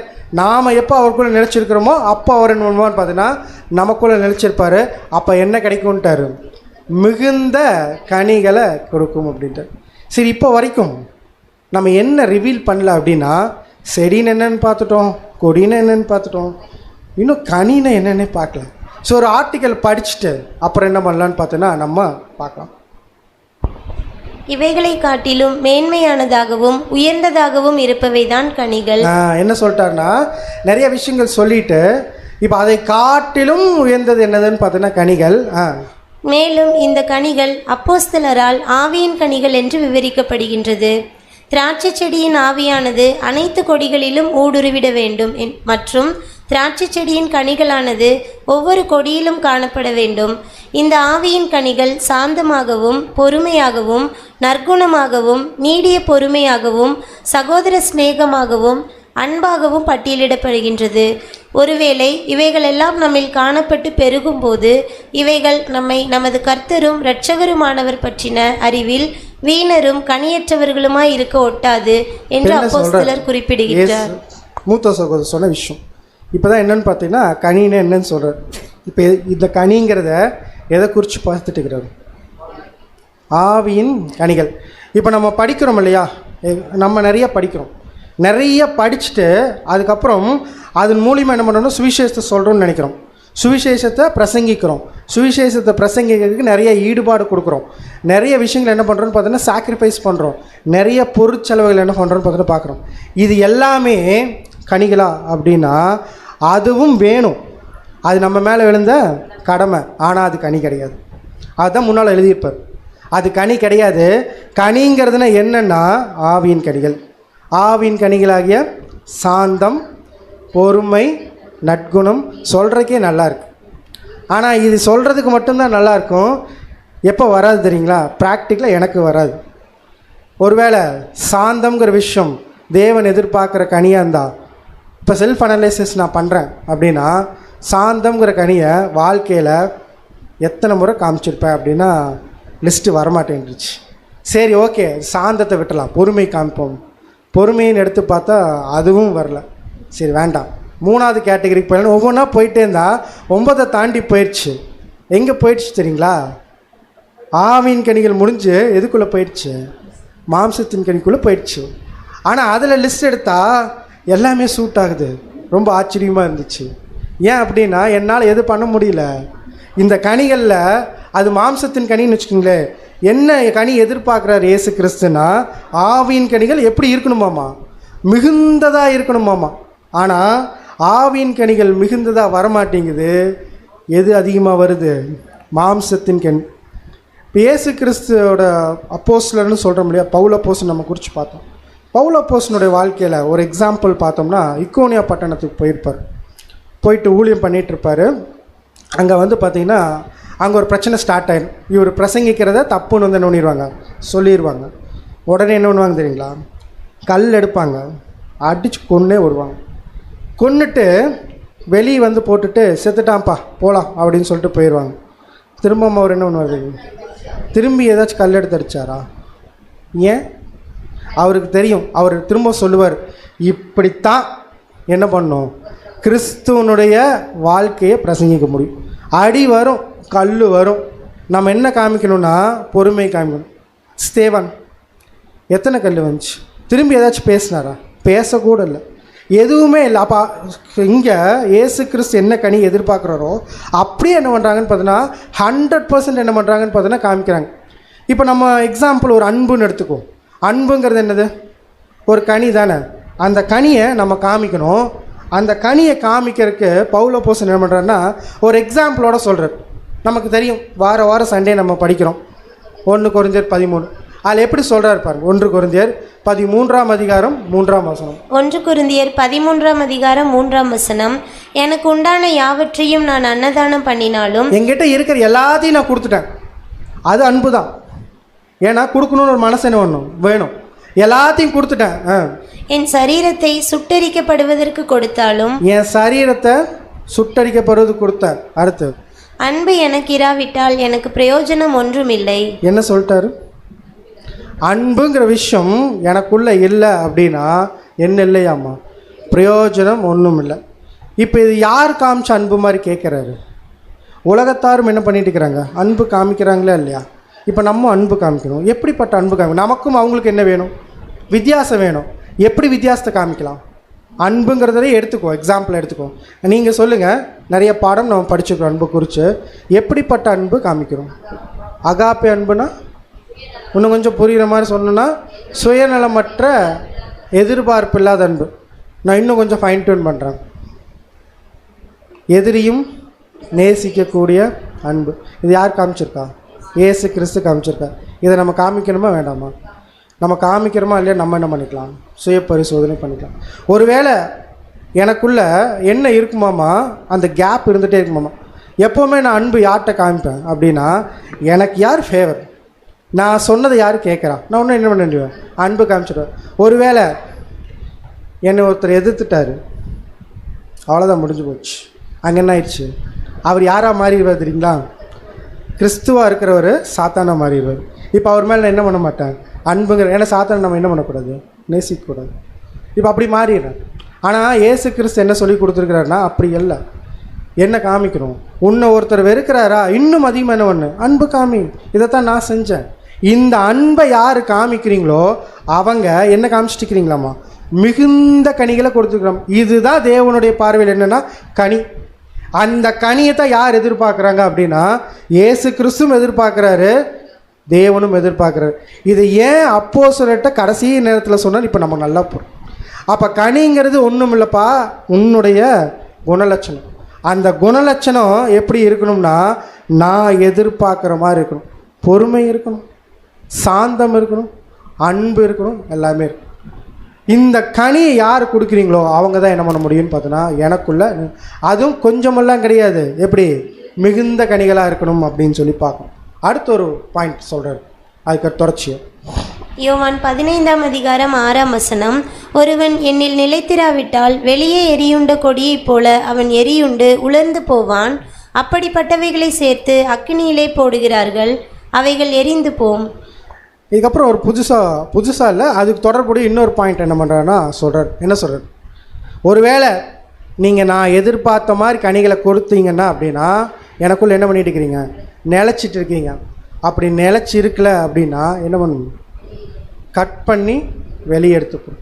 சிம்பிளாக சொல்லணுன்னா 1,44,000 அப்படிங்கிற அந்த வாய்ப்பு யாருக்கு இல்லை? அவங்களுக்கு இல்லை. அப்போ கொடி மாதிரி நிறைய என்ன ஆகுதுன்னு பார்த்தோன்னா உள்ளே வருது. கொடி வந்து ஜாயின் ஆகுது, வளருது. வளர்ந்து என்ன கொடுக்கணும்? கனி கொடுக்கணும். அந்த கனி எப்படி இருக்கணுமாமா? மிகுந்த கனியாக இருக்கணும். யார் எதிர்பார்த்த மாதிரி இருக்கணும்னா ஆண்டவராக இயேசு கிறிஸ்து எதிர்பார்த்த மாதிரி இருக்கும். அப்படி நீங்கள் கொடுக்கல அப்படின்னா எனக்குள்ளே நீங்கள் என்ன இல்லைன்னா நிலச்சி இல்லை. அப்படியே கட் பண்ணி என்ன பண்ணுன்னு பார்த்தோன்னா வெளியே. இந்த ஒரு விஷயத்தை இவ்வளோ தூரம் வாய்ப்பு கொடுத்தார் இல்லையா, அந்த வாய்ப்பு கொடுத்துட்டு நான் கனி கொடுக்கல, என்னை முன்னிறுத்திக்கிறேன்.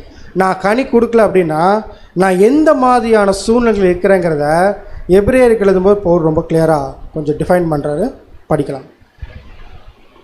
எபிரேயர் 10ஆம் அதிகாரம் 28 மற்றும் 29ஆம் வசனங்கள். மோசேயினுடைய நியாயப்பிரமாணத்தை தள்ளுகிறவன் இரக்கம் பெறாமல் 2-3 சாட்சிகளின் வாக்கினாலே சாகிறானே.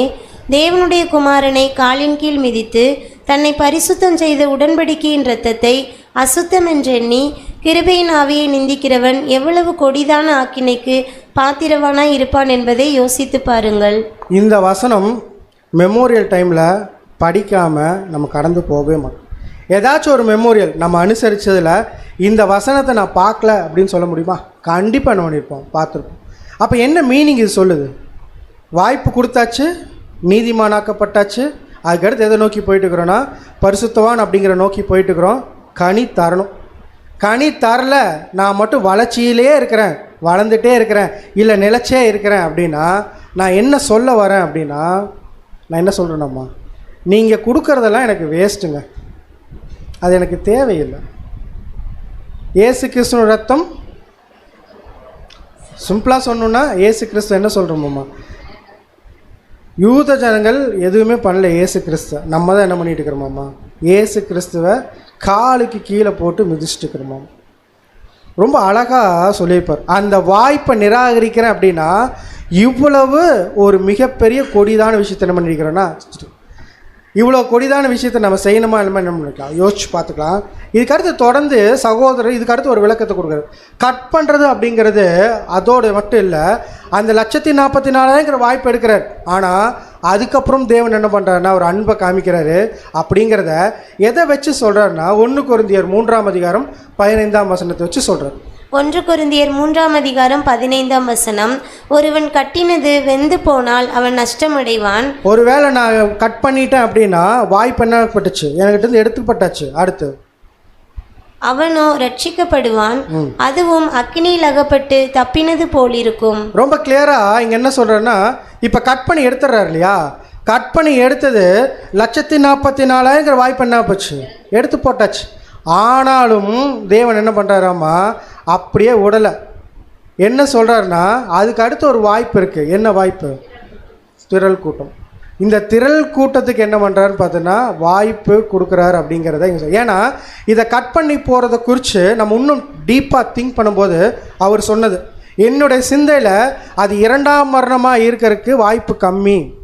ஏன் 2ஆம் மரணமாக வாய்ப்பு கம்மி அப்படிங்கிறன்னா, அவங்க இண்டிவிஜுவலாக என்ன பண்ணியிருப்பாங்க, ஒரு சாக்ரிஃபைஸ் பண்ணியிருப்பாங்க.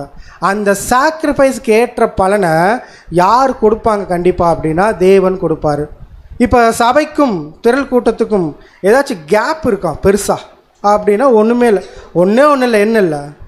எண்ணெய் இல்லை. அப்போ அவங்களும் கிட்டத்தட்ட யார் மாதிரி வாழ்ந்தவங்க தான் அப்படின்னா சபை மாதிரி வாழ்ந்தவங்க தான். அப்போ அதுதான் எப்படி இருக்குன்னு பார்த்தோன்னா அக்கினியில் இடப்பட்டு தப்புனது போல இருக்கும். அப்போ கட் பண்ணுறது அப்படிங்கிறது அந்த 1,44,000 வாய்ப்பு எடுக்கிறாரே ஒழிய அதுக்கடுத்து என்ன பண்ணலன்னு பார்த்தோன்னா முற்றிலும் அவங்கள என்ன பண்ணல, நிராகரிக்கலை அப்படிங்கிறார்.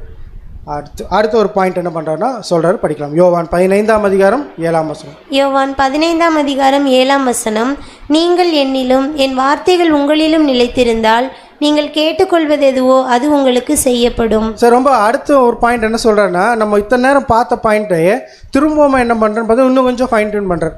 இப்போ நானும் நீங்களும் ஒன்றா இருந்தா கிட்டத்தட்ட என்னோடய மைண்ட் உங்கள்கிட்ட இருந்துச்சுன்னா நீங்கள் என்ன கேட்டாலும் என்ன பண்ணுவேன், தருவேங்கிறார். இதுக்கும் சகோதரர் என்ன பண்ணிக்கிறாருன்னு ஒரு விளக்கத்தை கொடுத்துருக்கார், படிச்சிடலாம். இவர்கள் எதையும் அவரிடத்தில் கேட்கலாம் என்பது, இவர்கள் கேட்பது இவர்களுக்கு அருளப்படும் என்பதும் தான் முதலாம் பலனாகும். என்ன சொல்கிறாருன்னா இதுக்குள்ளே நிறைய பலன் இருக்குது.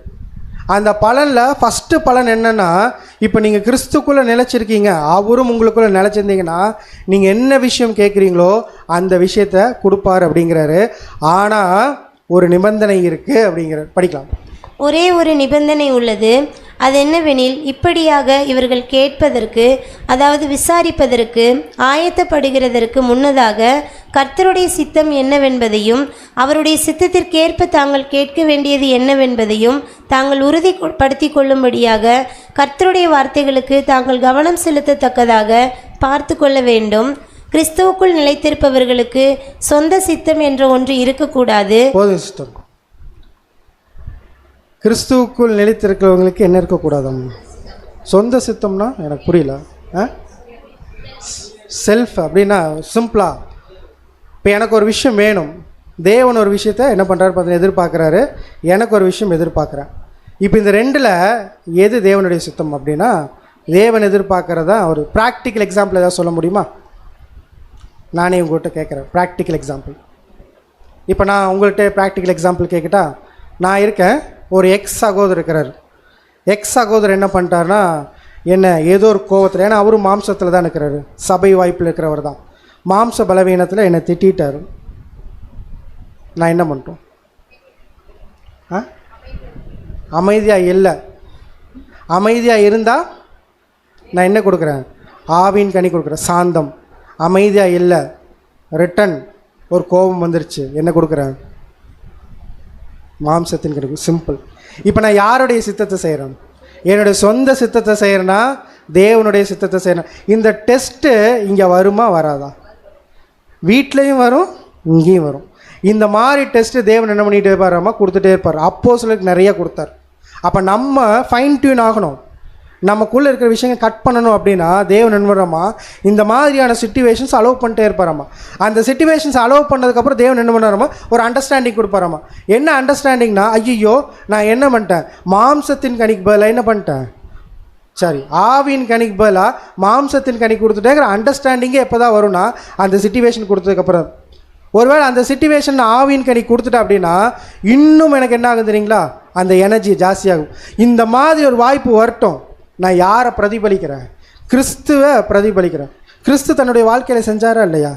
எல்லாத்தையும் என்ன பண்ணாருன்னு பார்த்தீங்கன்னா செஞ்சார். அப்போ எது தேவனுடைய சித்தம்ங்கிறத புரிஞ்சுக்கிட்டு வாழ்கிறவங்களுக்கு தேவன் கிறிஸ்துக்குள்ளே என்ன பண்ணியிருப்பாங்களாமா? நிலைச்சிருப்பாங்க. அவங்க என்ன கேட்குறாங்களோ அதை இப்போ யார் கொடுப்பாங்க அப்படிங்கிறன்னா தேவன் கொடுப்பாரு அப்படிங்கிறது நம்ம சொல்கிறார். அடுத்த பாயிண்ட் பண்ணிக்கிட்டு, மற்றும் தங்களுடைய தலையின் சித்தத்தையே தங்களது சித்தமாக கொண்டிருக்க வேண்டும். மேலும் இவர்களுடைய தலை இயேசு பிதாவின் சித்தமே தமது சித்தமாக இருக்கின்றது என ஏற்கனவே அறிவித்துள்ளார்.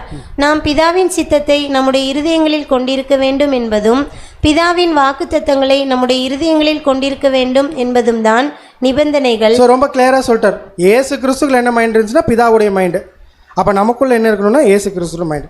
இந்த மைண்ட் இருக்கிறவங்க தான் என்ன பண்ண முடியும்னு பார்த்தோன்னா அந்த கனி கொடுக்க முடியும் அப்படிங்கிறார். சரி, இந்த கனி கொடுக்குறோம் இல்லை, இந்த கனி கொடுக்குறோம். நான் நிறைய கனி கொடுக்குறேன், நீங்களும் நிறைய கனி கொடுக்குறீங்க. என்ன யூஸு?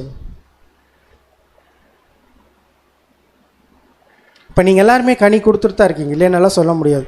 ஒரு சில நேரம் என்ன பண்ணுறோன்னு பார்த்தா லைட்டாக அந்த மாம்சம் வெளியே வந்துட்டு போகும். அது பிரச்சனை இல்லை, சரி பண்ணிக்கலாம். ஆனால் நம்ம கனி கொடுக்குறோமா இல்லையா? கனி கொடுக்கறதுனால என்ன யூஸு?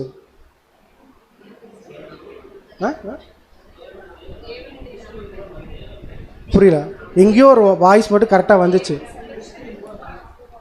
கிறிஸ்து நம்ம மூலியமாக என்ன பண்ணுறாரு? மகிமைப்படுறார்.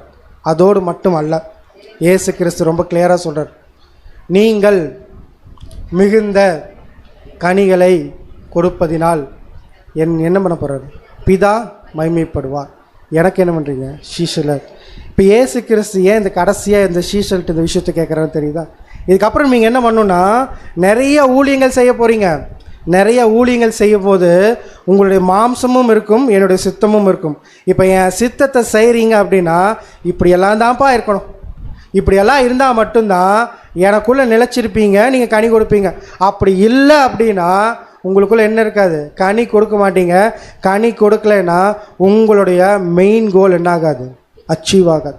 மெயின் கோல் என்ன அப்படின்னா நீங்கள் யாரை மகிமைப்படுத்தணும்? பிதாவை மகிமைப்படுத்தணும். ஒரு வசனம் ஞாபகம் வருதுங்களா? பவுல் அப்போஸ்தலன், புறஜாதியார் உங்கள் நற்கிரிகளை கண்டு யாரை பரிசுத்தப்படுத்தணுமோ? பிதாவை பரிசுத்த. யோவான் 5:15 நினைக்கிறேன், மத்தேயு 5:15.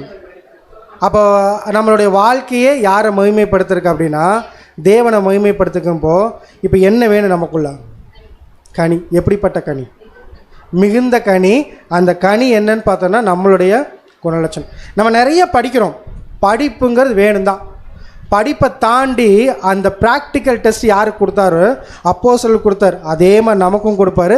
கனியை நம்ம கனி காமிச்சாதான் யாருக்குள்ளே நிலைச்சிருக்கிறோங்கிறத ப்ரூவ் பண்ணுறோம். அப்படின்னா தேவனுக்குள்ளே நிலைச்சிருக்கிறோம் அப்படிங்கிறத ப்ரூவ் பண்ணுறோம். ஏன்னா இந்த கனி காமிச்சா கிறிஸ்துக்குள்ளே நிலைச்சிருக்கோம். கிறிஸ்து யாருக்குள்ளே நிலைச்சிருக்கிறோம்? தேவனுக்குள்ளே நிலைச்சிருக்கிறோம். அடுத்த ஒரு விஷயத்தை என்ன பண்ணுறாருன்னு பார்த்தோன்னா சொல்கிறார். இப்போ இந்த கனி கொடுத்தாச்சு இல்லையா? கனி கொடுத்தனோட அந்த ஒரு விஷயத்தை என்ன பண்ணுறாருன்னா இன்னும் கொஞ்சம் ஃபைன் டியூன் பண்ணுறாரு. படிக்கலாம். யோவான் 15:9 பிதா என்னில் அன்பாய் இருக்கிறது போல நானும் உங்களில் அன்பாய் இருக்கிறேன், என்னுடைய அன்பிலே நிலைத்திருங்கள். ஸோ ரொம்ப கிளியராக நீங்கள் அப்படி செஞ்சீங்கன்னா என் அன்பில் என்ன பண்ணுவீங்கன்னு பார்த்தோன்னா நிலைச்சிருக்கணும். நிலைச்சிருக்குங்கிற எப்படி காமிக்கிறீங்கன்னா என் மேலே நான் சொல்கிற விஷயத்த என்ன பண்ணுறீங்க? செய்கிறீங்க. ஏன்னா எங்கள் அப்பா எனக்கு சொன்ன விஷயத்த செஞ்சேன், நான் அன்புனா என்னென்னு காமிச்சிட்டேன். இப்போ நான் சொன்ன விஷயத்தை நீங்கள் செய்கிறீங்கன்னா என் மேலே என்ன பண்ணுறீங்க, அன்புங்கிறது காமிச்சிங்க. இப்போ இதை ஃபஸ்ட்டு தேவன் யாருக்கு கொடுத்தார்? அன்பை காமிக்கிறதுக்கான ஒரு வாய்ப்பு. கரெக்ட். ஆதாம் என்ன பண்ணிட்டார்? மிஸ் பண்ணிட்டார். மிஸ் பண்ணுறதுக்கு ரீசன் என்ன?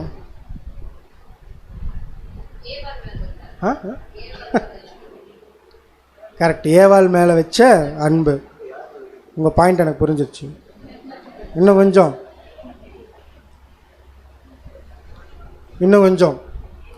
என்ன சொன்னாங்க, என்ன செஞ்சாங்க? கீழ்ப்படிதல் என்ன பண்ணல, காமிக்கல. இப்போ அவங்களுக்குள்ள என்ன இல்லை? கீழ்ப்படிதல் இல்லை. கீழ்ப்படிதல் காமிக்கலின்னு என்ன மிஸ் ஆயிடுச்சு? தேவன் மேலே வச்ச அன்பு மிஸ் ஆயிடுச்சு. இப்போ கீழ்ப்படிதல்னு என்ன? அவருடைய வார்த்தைகளை அப்படியே கேட்டு அப்படியே செய்கிறது. அப்படியே கேட்டு அப்படியே செஞ்சால் என்ன பண்ணுறோமாம்மா? அவருடைய வார்த்தைகளை செய்யும்போது நாம் திருப்பி என்ன காமிக்கிறோமாம்மா? நீங்கள் என் மேலே எவ்வளோ அன்பு வச்சுருக்கீங்களோ அதே அன்பை நான் என்ன பண்ணுறேன், உங்கள் மேலே வச்சுருக்கேன் அப்படிங்கிறத அதை தான் 15ஆம் அதிகாரம் 10ஆம் வசனத்தில் சொல்லுவார். படிங்க. யோவான் 15ஆம் அதிகாரம் 10ஆம் வசனம். நான் என் பிதாவின் கற்பனைகளை கைக்கொண்டு அவருடைய அன்பிலே நிலைத்திருக்கிறது போல நீங்களும் என் கற்பனைகளை கைக்கொண்டிருந்தால் என்னுடைய அன்பிலே நிலைத்திருப்பீர்கள். இப்போ ஃபஸ்ட்டு பாயிண்ட் என்ன பண்ணலான்னு பார்த்தீங்கன்னா நம்ம பார்க்கலாம். இப்போ பிதா மேலே இயேசு கிறிஸ்து அந்த ஆரம்பமே அப்படி தான் ஆரம்பித்தார். இதுக்கப்புறம் எனக்கு தேவன் ஒரு கட்டளை கொடுத்துருக்காரு. அது முற்றிலும் என்ன பண்ண போகிறேன், கீழ்ப்படிஞ்சு நான் காமிக்க போகிறேன். அந்த கீழ்ப்படிதலை இயேசு கிறிஸ்து காமிக்கிறதுக்கு தேவன் இப்படியெல்லாம் பண்ணுறார். என்ன வேணால் கொடுங்க. துப்புறாங்களா, பரவாயில்ல, நான் என்ன பண்ணுறேன், யார் மேலே அன்பு வச்சுருக்கேன்? தேவன் மேலே அன்பு வச்சுருக்கேன், ஓகே வாங்கிக்கிறேன். அடிக்கிறாங்க, ஓகே வாங்கிக்கிறேன். முள்ளில் குத்துறாங்க, ஓகே வாங்கிக்கிறேன். சாட்டையில் அடித்தாங்க, ஓகே வாங்கிக்கிறேன். இது எல்லாத்தையும் கிறிஸ்து மேலே என்ன பண்ணுறாருன்னா தேவன் அடுத்தடுத்து என்ன பண்ணுறாருன்னா வச்சுட்டு இருக்கிறார். அப்போ அந்த அடுத்தடுத்து வைக்கும்போது ஒரு வசனம் ரொம்ப கிளியராக தெரியும். பட்ட பாடுகளினாலே கீழ்ப்படிதல் என்னதென்று காமிச்சார். இப்போ பாடுகள் வருது அப்படின்னாலே எதை காமிக்கணுமாம்மா?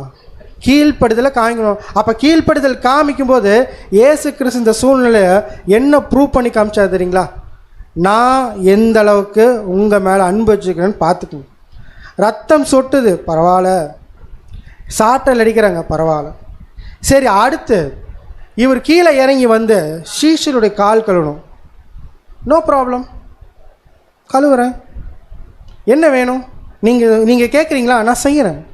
எல்லாத்தையும் நான் செய்கிறதுக்கு என்ன பண்ணுறேன், ரெடியாக இருக்கேன்னு சொல்லிட்டு அத்தனையும் என்ன பண்ணாதீங்களா, தன்னுடைய சித்தத்தை அப்படியே யாருடைய பாத்து கீழே கொண்டு போய் வச்சார்னா பிதாவுடைய பாத்து கீழே கொண்டு வந்து வச்சார். கொண்டு போய் வச்சு அன்புனா இப்படி தாங்க அப்படின்னு என்ன பண்ணிட்டாருன்னா காமிச்சார். உங்கள் மேலே நான் எந்த அளவுக்கு அன்பு வச்சுக்கிறேன்னு என்ன பண்ணார், காமிச்சார். இப்போ இதே நம்மகிட்டையும் என்ன பண்ணுறாரு, கேட்குறாரு. செகண்ட் பார்ட் அதுதானே அந்த வசனத்தில். இப்போ நீங்கள் என்ன பண்ணணும், என் மேலே அன்பு வச்சுக்கங்க எப்படி காமிக்கணும் அப்படின்னா, எனக்குள்ள உங்களுக்குள்ள என்னென்ன விஷயங்கள் வருதோ அதை எல்லாத்தையும் எனக்காக நீங்கள் விட்டீங்க அப்படின்னா அது யார் மேலே வச்ச அன்புனா என் மேலே வச்ச அன்பு. இதை குறித்து ஒரு ஆர்டிக்கல் சகோதரர் எழுதியிருப்பார், படிக்கலாம். நமது கர்த்தருடைய கற்பனைகள் என்பது மோசேயினுடைய 10 கற்பனைகள் அல்ல, ஆனால் கர்த்தருடைய கற்பனையானது ஏறக்குறைய எதிர்பார்ப்பின் கண்ணோட்டத்தில் தான் காணப்படுகின்றது. இக்கற்பனைகள் என்பது நமது மாம்சத்திடம் எதிர்பார்க்கப்படும் கண்ணோட்டத்தில் அல்லாமல் நம்முடைய இருதயத்திடம் எதிர்பார்க்கப்படுபவைகளாக இருக்கின்றது. சுருக்கமாக அவருடைய கற்பனை என்பது நம்முடைய முழு இருதயத்தோடும் மனதோடும் ஆத்துமாவோடும் பலத்தோடும் பிதாவை அன்பு கூறுவதும். போதும். இதுக்கப்புறம் என்ன பண்ணியிருப்பார்னா நிறைய விஷயங்கள் எழுதியிருப்பார். நம்ம புரிஞ்சுக்கலாம் என்ன பாயிண்ட் இங்கே சொல்ல வர்றாருன்னா, நான் பேருக்காக செய்கிறதில்ல, எப்படி செய்யணுமாமா, முழு மனசோடு செய்யணுமா. எந்த ஒரு விஷயத்தை செஞ்சாலும் நான் செய்கிறத யார் பார்த்துட்டே இருப்பாங்களாம்மா, தேவன். இப்போ இயேசு கிறிஸ்து செய்கிறது யார் பார்த்துருப்பா, தேவன் பார்த்துருப்பா. முழு மனசோடு அர்ப்பணித்தார். அந்த முழு மனசோடு அர்ப்பணிக்கிறது தான் யாருடைய பார்வையிலும் இருந்துகிட்டே இருக்குது அப்படிங்கிறன்னா தேவனுடைய பார்வையிலும் இருந்துகிட்டே இருக்குது. அப்படி இருக்கிறவங்க தான் என்ன பண்ணுறாங்கன்னா தேவன் ஏற்ற கனிகள் என்ன பண்ணிட்டுக்கிறாங்களாமா கொடுத்துட்டு. கடைசியாக ஒரு பாயிண்ட்டு, யோவான் 15ஆம் அதிகாரம் 11ஆம் வசனம். இன்னும் ஒரு வசனம் மட்டும் இருக்குது. யோவான் 15ஆம் அதிகாரம் 11ஆம் வசனம். என்னுடைய சந்தோஷம் உங்களில் நிலைத்திருக்கும்படிக்கும் உங்கள் சந்தோஷம் நிறைவாய் இருக்கும்படிக்கும் இவைகளை உங்களுக்கு சொன்னேன். ஸோ ரொம்ப கிளியராக எப்படி இந்த பாயிண்ட்டை கொண்டு வரான்னு பார்த்தீங்கன்னா, இப்போ என்னுடைய சந்தோஷம் உங்களை நிலைச்சிருக்கணும், உங்கள் சந்தோஷம் எனக்குள்ள என்ன இருக்குது, நிறைவாக இருக்கும்படிக்கு இவைகளை உங்களுக்கு எழுப்பு. ஏன் இங்கே சந்தோஷங்கிற விஷயத்தை கொண்டு வர்றேன்னா, இவ்வளோ நேரம் என்ன பண்ணேன்னா கனி கொடுக்குறதெல்லாம் சொன்னார் இல்லையா. கனி கொடுக்கறதெல்லாம் சொல்லிட்டு, கனி கொடுக்கறது என்ன இல்லை, அவ்வளோ ஈஸியான விஷயம் இல்லை, அது ரொம்ப டஃப்பான விஷயம். அந்த டஃப்பான விஷயத்தில் நம்ம என்ன பண்ணணுமாமா, கனி கொடுக்கணும். அப்போ கனி கொடுக்கணும் அப்படின்னா அது எப்படி இருக்குமாமா, பாடுகள் நிறைந்த ஒரு விஷயம். அதை சகோதரர் எப்படி விளக்கம் கொடுக்குறாருன்னா, இந்த ஓட்டத்துக்குள்ளே நிறைய பேர் வர்றதுக்கே ஏன் விருப்பப்பட மாட்டாங்கிறாங்கன்னா, இந்த ஒரு ஓட்டத்துக்குள்ளே சந்தோஷங்கிறது அவங்களுடைய பர்சனல் லைஃப்பில் இருக்கவே இருக்காதான். அவங்களுடைய பர்சனல் லைஃப்பில் எதெல்லாம் சந்தோஷம்னு நினைக்கிறாங்களோ அந்த சந்தோஷத்தை யார் எடுத்து போகிறாங்களோ அவங்க மட்டும்தான் இந்த ஓட்டத்துக்குள்ளேயே வர முடியும். அதனால் இந்த ஓட்டத்துக்குள்ளே வர்றதுக்கு அநேகருக்கு என்ன பண்ணுறது இல்லையாம்மா, விருப்பம் இல்லை அப்படிங்கிறது. அடுத்த ஒரு பாயிண்ட் என்ன சொல்கிறார் அப்படின்னா, இந்த ஓட்டத்துக்குள்ளே வந்தாங்க அப்படின்னா என்ன போட்ட மாதிரியாம்மா, விலங்கு போட்ட மாதிரி. சிம்பிளாக சொன்னோன்னா கடிவாளம் போட்ட மாதிரி. அந்த கடிவாளத்தை தாண்டி என்ன பண்ண முடியாது, பார்க்கவே முடியாது. அப்போ இந்த ஓட்டத்துக்குள்ளே யார் வராங்கன்னா அவங்க என்ன மைண்டோட வரணும்னா, இதை எல்லாத்தையும் யார் சந்தோஷமாக நினைக்கிறாங்களோ. ஏன் சந்தோஷமானா, இதை எல்லாத்தையும் இயேசு கிறிஸ்து செய்யும்போது சந்தோஷப்பட்டாரோ துக்கப்பட்டாரோ, ரொம்ப சந்தோஷப்பட்டார். ஏன்னா இது யார் மேலே வச்சு அன்புன வெளிப்பாடு தான், தேவன் மேலே வச்சோ அன்புணு. இப்போ நம்மளும் வைக்கும்போது செய்யும்போது அப்படி வெளிப்பாடுறோம், சந்தோஷத்தோடு வெளிப்படுறோம் அப்படின்னா அது யார் மேலே வச்சோட அன்புன்னு பார்த்தோன்னா கிறிஸ்து மேலே வச்ச அன்பு அப்படிங்கிறது. இதை குறித்தும் கொஞ்சம் பாயிண்ட் எழுதிக்கிறத படிச்சிடலாம். உண்மையாய் உடன்படிக்கை பண்ணினவர்களும் அவரை உண்மையாய் ஏற்றுக்கொண்டவர்களும் அவருடைய பாதத்தில் தங்களுடைய ஜீவியங்களை உண்மையில் ஒப்புக்கொடுத்துவிட்டு உண்மையில் அவருடைய பின்னடியார்களாக ஆகியுள்ளவர்களும் அவர் வாக்களித்துள்ளபடியே அவருடைய சந்தோஷத்தினால் நிரப்பப்பட்டுள்ளனர். மற்றும் நாளுக்கு நாள் வருடம் செல்ல செல்ல அச்சந்தோஷம் பெருகி கொண்டிருந்து நான் இந்த விஷயம் நான் அப்படியே சொல்லிடுறேன். என்ன பண்ணுவாங்க, உள்ளே வரும்போது சந்தோஷமாக வருவாங்களே, அடுத்தடுத்து பாடுகள் வரும்ல, இன்னும் அதிகமாக என்ன பண்ணிகிட்டே இருப்பாங்களாமா, சந்தோஷப்பட்டே இருப்பாங்க. தேவனுக்காக என்ன இருக்குது, ஒரு வாய்ப்பு கிடச்சிருக்குன்னு அந்த சந்தோஷத்துலேயே என்ன பண்ணிகிட்டு இருப்பாங்களாமா, நிலச்சிருப்பாங்களாமா. அப்படிப்பட்டவங்களை கடைசியாக தேவன் எப்படி கூப்பிடுவாராமா, வாருங்கள் என்னுடைய சந்தோஷத்தை என்ன பண்ணுங்க பிரவேசிங்க அப்படி. அந்த மாதிரியான ஒரு வாழ்க்கை என்ன வேணும்னு பார்த்தோன்னா வேணும் அப்படிங்கிறத இங்கே என்ன பண்ணியிருப்பார்னா சொல்லியிருப்பார். அடுத்து கடைசியாக ஒரு வசனம் படிச்சிடலாம். யோவான் 15:12. யோவான் 15:12.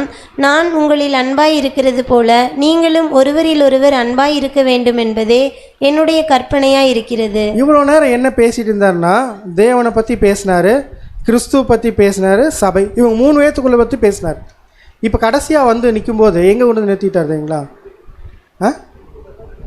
நான் உங்களில் அன்பாக இருக்கிறது போல் நீங்களும் என் மேல் அன்பாக இருக்கிறீங்க, ஓகே, எங்கேயும் வேணுங்கிறாரு, ஒருவரில் ஒருவர் அன்பாக இருக்கும்.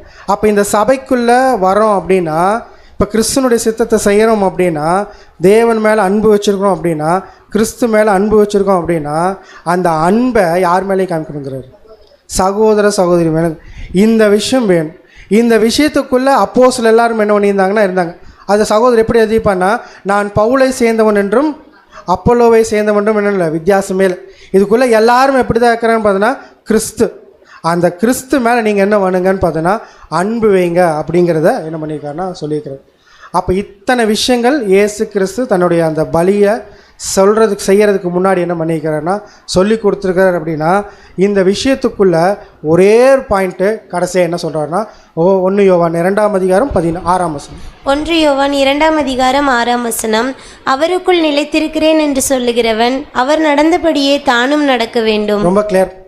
நான் அவருக்குள்ளே நிலைச்சிருக்கிறேன் அப்படின்னு சொல்கிறேன்னா என்ன பண்ணுமாம்மா, அவர் எப்படி நடந்தாரோ அதே மாதிரி நடக்கும். அப்படி நடந்தால் மட்டும்தான் என்ன பண்ண வர்றோன்னா அவருக்குள்ளே என்ன பண்ணிக்கிறோன்னா நிலச்சிடும். இந்த பாயிண்ட்டை எப்படி முடிப்பார் அப்படின்னா, இந்த கனிகள் அப்படிங்கிற விஷயத்த சொல்லியிருக்கிறார் இல்லையா. இந்த கனிங்கிறது படித்தா மட்டும் வந்துடாது, அப்படி தான் எழுதியிருப்பார். படித்தா மட்டும் என்ன பண்ணி வந்துடாது. படிப்புங்கிறது எந்த அளவுக்கு இம்பார்ட்டண்ட்டோ அந்த படிப்பை டெஸ்ட்டு தேவன் வைப்பார். நீ படிச்சு இல்லைப்பா, படித்ததுக்கு நான் என்ன பண்ணுறேன், டெஸ்ட்டு வைக்கிறேன். அந்த டெஸ்ட்டு வைக்கும்போது நம்ம என்ன கனி காமிக்கவங்க ரொம்ப இம்பார்ட்டன்ட். எது வந்துடக்கூடாது, மாம்சத்தின் கனி வந்துடக்கூடாது. எது வரணும் அப்படின்னா ஆவின் கனி. இந்த பாயிண்ட்டை தான் யார் இப்போ முக்கியத்துவப்படுத்தி எழுதிக்காருன்னா ஆண்டவராக இயேசு கிறிஸ்து இந்த ஓமையில் என்ன பண்ணிக்காருன்னு சொல்லி கொடுத்துருக்காரு. அப்போ இயேசு கிறிஸ்து இதுக்கப்புறம் யார் ஊழியத்துக்குள்ளே போகிறாங்கன்னா அவருடைய சீஷர்கள் ஊழியத்துக்குள்ளே போகிறாங்க, அப்போஸ்தலர்கள் ஊழியத்துக்குள்ளே போகிறாங்க. ஊழியம் எந்த அளவுக்கு முக்கியமோ அதே அளவுக்கு எதுவும் முக்கியமும் அங்கே சொல்லியிருக்கிறாருன்னா குணலட்சம் ரொம்ப முக்கியம். அப்போ அந்த குணலட்சணத்தை காமிக்கிறவங்க தான் எங்கே வந்து நிலைச்சிருக்க முடியும்னா அந்த செடியில் என்ன பண்ண முடியும்னா நிலைச்சிருக்க முடியும். இப்போ நம்ம எல்லாருமே என்ன பண்ண போகிறோம்னா ஆண்டவரை இயேசு கிறிஸ்துனுடைய அந்த மாம்சத்தையும் இரத்தத்தையும் என்ன பண்ண போகிறோம்? பானம் பண்ண போகிறோம். அந்த அப்பத்தையும் திராட்சை ரசத்தையும் என்ன பண்ணுவோம்னா பானம் பண்ண போகிறோம். அப்போ பானம் பண்ணும்போது அது நமக்குள்ளே போயிட்டு அது நமக்கு பிரயோஜனப்படுத்தணும் அப்படின்னா கிறிஸ்து நமக்குள்ளே என்ன இருக்கணும்? நிலைச்சிருக்கணும். அப்படின்னா இப்போ ஃபஸ்ட்டு பாயிண்ட் என்ன சொல்லிட்டாருங்களா? நீங்கள் எனக்குள்ளே நீங்கள் எனக்குள்ளே நிலைச்சிருந்தீங்கன்னா அந்த அப்பமும் திராட்சை ரசமும் உங்களுக்குள்ளே போகும், உங்களுக்கு பிரயோஜனப்படும். அப்படி இல்லை அப்படின்னா கிறிஸ்து எனக்குள்ளே என்ன பண்ண மாட்டாராம்மா? பிரயோஜனப்பட மாட்டாருங்கிறத ரொம்ப சிம்பிளாக இந்த ஊமையில் என்ன பண்ணியிருக்காரு நமக்கு சொல்லி கொடுத்துருக்காரு. அப்போ நாமளும் அந்த அப்பத்தையும் திராட்சை ரசத்தையும் பானம் பண்ணுறதுக்கு முன்னாடி இதே சிந்தையோட நமக்கு அநேக சூழ்நிலைகள் வந்தாலும் நம்ம மைண்டில் என்ன ஏற்றி வச்சுக்கலாம்னா, நான் எந்த சூழ்நிலை வந்தாலும் கிறிஸ்து எப்படி அவங்க அப்பா மேலே அன்பு காமிச்சாரோ அதே மாதிரி நானும் உங்கள் மேலே அன்பு காமிக்க ரெடியாக இருக்கிறேன் அப்படிங்கிற மைண்டோடு கூட நம்ம அந்த மெமோரியல் அனுசரிக்கலாம். தேவன் தாமே கேட்ட விஷயங்களை நமக்கு ஆசீர்வதித்து கொடுப்பாராக. ஆமென்.